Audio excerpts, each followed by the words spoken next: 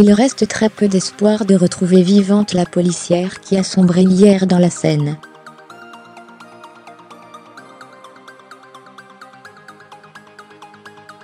C'est au niveau de Notre-Dame de Paris, lors d'un exercice dans le fleuve en crue, que la plongeuse de la brigade fluviale a disparu.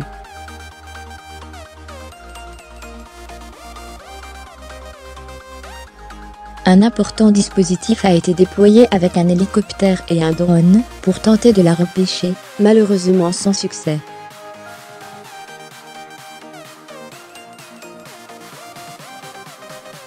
Les recherches reprennent ce matin pour retrouver un corps. Elles avaient été interrompues hier soir avant 18 h et la tombée de la nuit.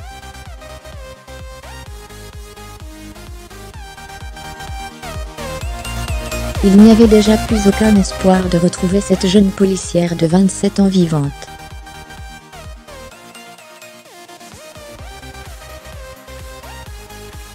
Peu avant 11 h hier matin, la jeune plongeuse venait de terminer son exercice.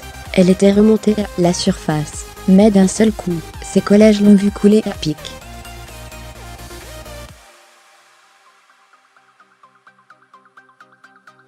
Les conditions sont très dangereuses en ce moment, puisque la Seine est en crue. Mais c'est précisément pour trouver des conditions extrêmes que l'entraînement avait lieu hier.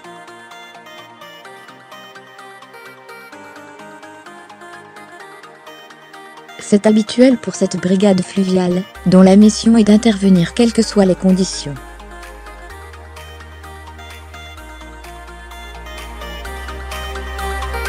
Il y avait eu des entraînements par exemple, l'année dernière, quand la Seine était en crue record.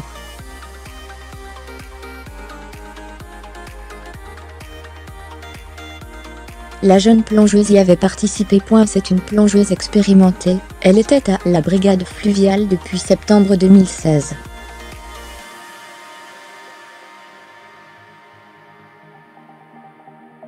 À écouter également dans ce journal.corse, les deux dirigeants nationalistes, Gilles Simeoni et Jean-Guy Talamoni, ont salué hier un déblocage dans les discussions après leur rencontre avec la Madame Corse du gouvernement, Jacqueline Gouraud.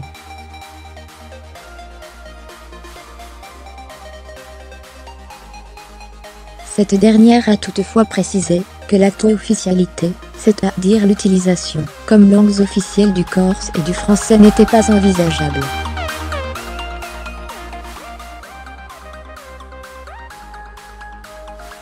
Culture. La maison de Johnny Hallyday à Marne, la coquette est mise en vente, selon les informations du Parisien.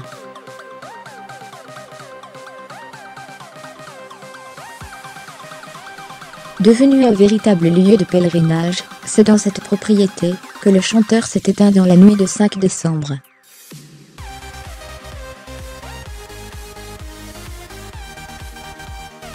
Attentat. Le parquet de Paris a ouvert une enquête après les accusations de Mediapart selon lesquelles les renseignements auraient négligé des messages menaçants d'un auteur de l'attentat de Saint-Étienne-du-Rouvray en 2016 et auraient antidaté des documents pour se couvrir.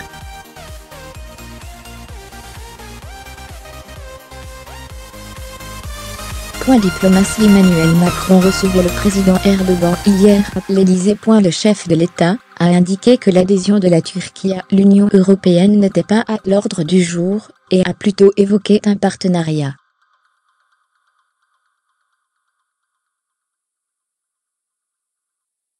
Coupe de France, les 32e de finale marquent l'entrée en lice des clubs de Ligue 1 et offrent un focus sur les plus petites équipes encore qualifiées.